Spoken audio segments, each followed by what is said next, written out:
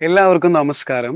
ഇന്ന് എന്നോടൊപ്പമുള്ളത് മലങ്കര ഓർത്തഡോക്സ് സുറിയാനി സഭയുടെ പരമാധ്യക്ഷനും CMS കോളേജിലെ പൂർവ്വ വിദ്യാർത്ഥിയുമായ പരിശുദ്ധ മോറാൻമോർ ബെസേലിയസ് മർത്തോമ മാത്യുസ് തൃതീയൻ തിരുമേനിയാണ്.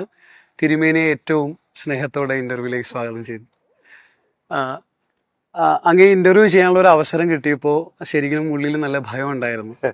അപ്പൊ ആ ഭയം മാറ്റാൻ വേണ്ടിയിട്ട് ഞാൻ ചിന്തിച്ചത്, ഞാൻ പഠിച്ച അതേ ഡിപ്പാർട്ട്മെന്റിൽ ഞാൻ ജനിക്കുന്നതിന് മുമ്പ് അങ്ങൊരു വിദ്യാർത്ഥി ആയിരുന്നു എന്നുള്ള ഓർമ്മയാണ് ഞാൻ മനസ്സിൽ നിറച്ചത്. അപ്പൊ അങ്ങനെ ഒരു ചിന്തയാണ് എന്റെ ഭയം മാറ്റിയത്. അപ്പൊ എന്റെ ഏറ്റവും ആദ്യത്തെ ചോദ്യം, CMS കോളേജിൽ BSc സ്പെഷ്യൽ കെമിസ്ട്രിക്കാണ് അങ്ങ് പഠിച്ചത് ഞാൻ മനസ്സിലാക്കുന്നു.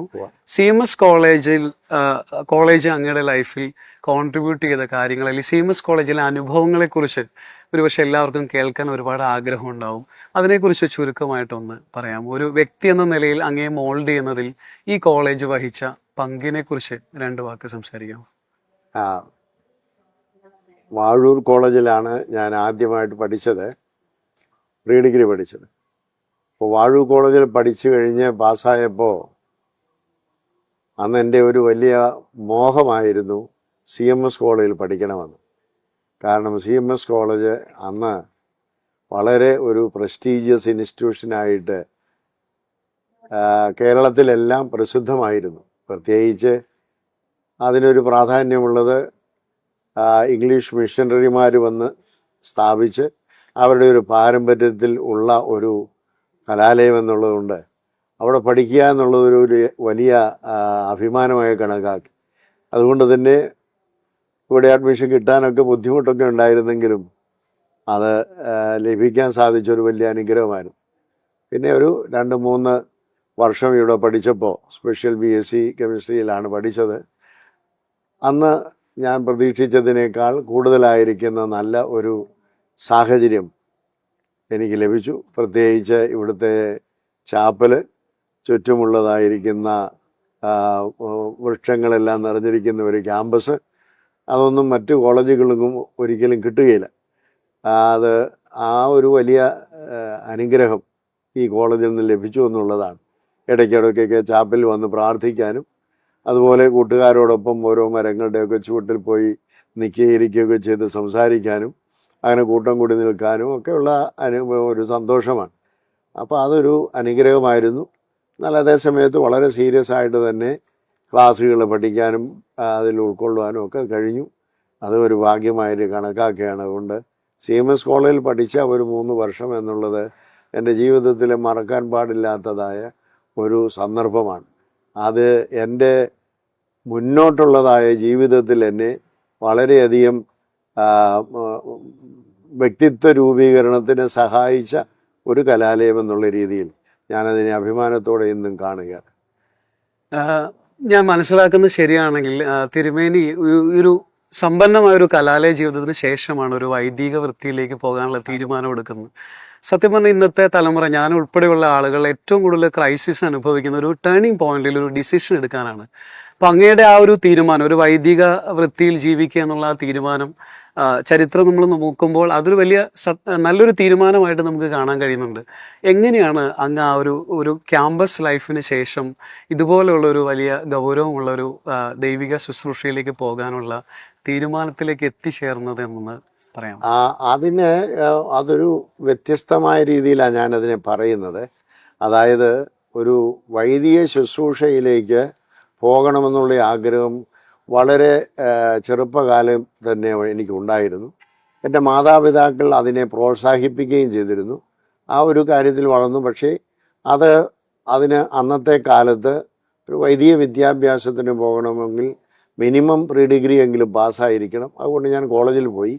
അത് കഴിഞ്ഞിട്ട് വന്നപ്പോൾ മാതാപിതാക്കൾ ഡിഗ്രി പാസ്സായിട്ട് പോയാൽ മതി എന്ന് പറഞ്ഞു. അങ്ങനെ ഞാൻ ഡിഗ്രി എടുക്കാനായിട്ട് ശ്രമിച്ചു, ഇവിടെ വന്നു. അപ്പോൾ ഇതിനെല്ലാം ഉള്ള ഒരു ഗുണമെന്ന് പറയുന്നത്, ഞാൻ പ്രീ ഡിഗ്രി പഠിച്ചപ്പോഴും എൻ്റെ ഇവിടുത്തെ കലാലയ ജീവിതത്തിലുമൊക്കെ ഈ ആത്മീയമായ കാര്യങ്ങളിലേക്ക് അല്ലെങ്കിൽ അതിലേക്ക് പോകുന്നതിന് തടസ്സമായിട്ട് എനിക്കൊന്നും ഇവിടെ കിട്ടിയിട്ടില്ല.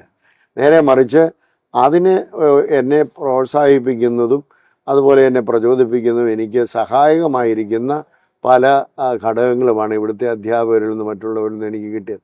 അതുകൊണ്ട് എൻ്റെ ബാല്യകാലം മുതലുള്ള ഈ ആഗ്രഹത്തിന് ക്ഷതം വരുന്നതായ രീതിയിലുള്ള ഒന്നും എനിക്കിവിടുന്ന് അനുഭവിക്കേണ്ടി വന്നില്ല.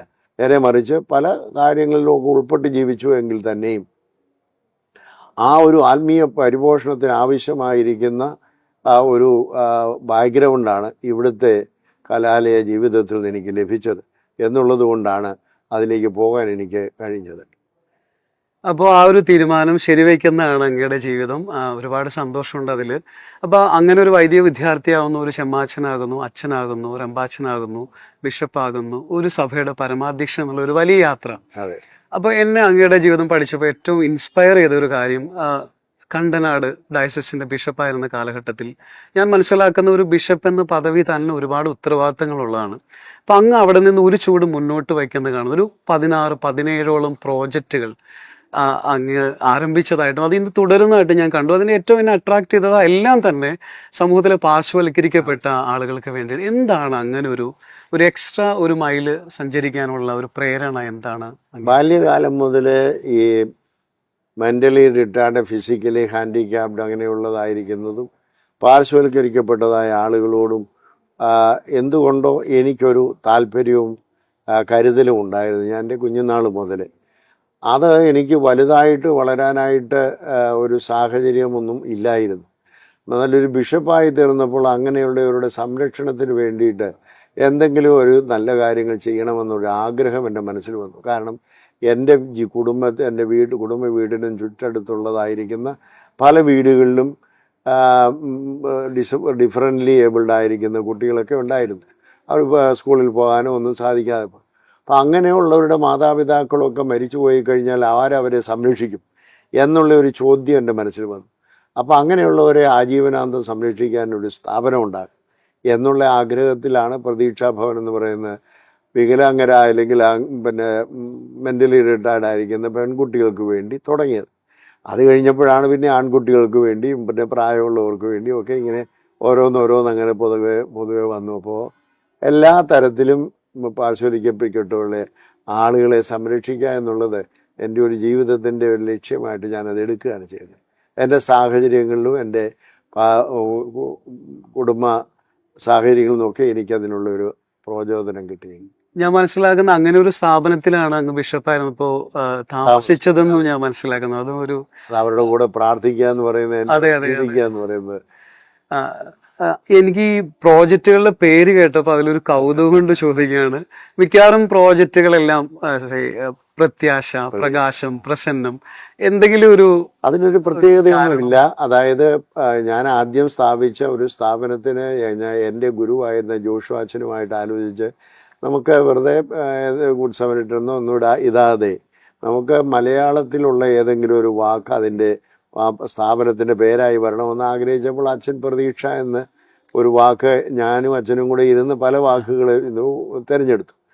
അത് കഴിഞ്ഞപ്പോൾ പിന്നീട് അതിനോടനുബന്ധിച്ചതായ വാക്കുകൾ എടുക്കുന്നതെല്ലാം എന്ന് പറയുന്നത് നല്ലത് എന്ന അർത്ഥമാണ് ഉൾക്കൊള്ളുന്നത്.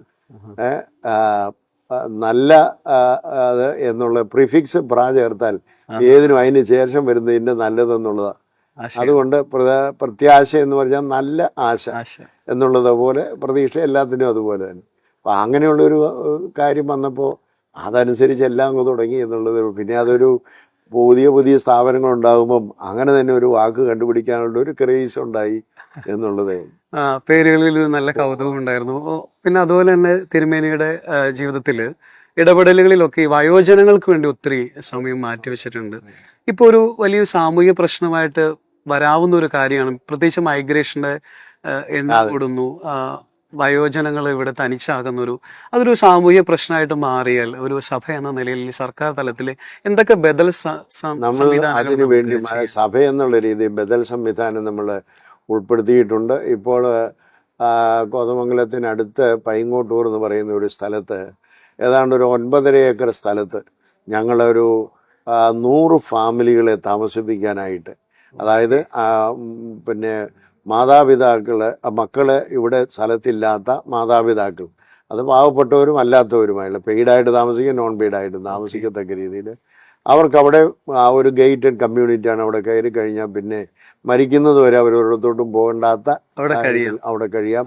അതിനുള്ള നേഴ്സിംഗ് ഹോമുണ്ട്, മെഡിക്കൽ ഷോപ്പുണ്ട്, മെഡിക്കൽ ക്ലിനിക്കുണ്ട്, ആയുർവേദ ക്ലിനിക്കുണ്ട്, കളിസ്ഥലങ്ങളുണ്ട്, പ്രൊവിഷൻ സ്റ്റോറുകളുണ്ട്, എല്ലാം ഉണ്ട്. അങ്ങനെയുള്ള ഒരു കമ്മ്യൂണിറ്റി ഉണ്ടായിക്കൊണ്ടിരിക്കുകയാണ്. ഓക്കെ, സമയത്തിന്റെ പരിമിതി കൊണ്ട് ഞാൻ അവസാനിപ്പിക്കാണ്. ഒരു ചോദ്യം കൂടെ ചോദിക്കാൻ ആഗ്രഹിക്കുന്നു. തിരുമേനിയെ കുറിച്ച് ഞാൻ മനസ്സിലാക്കുന്ന സമയത്ത് പിന്നെ ഒരുപാട് ആളുകൾ പറഞ്ഞു വളരെ സ്പിരിച്വൽ ഡിസിപ്ലിൻ ഉള്ള ഒരാളാണ്.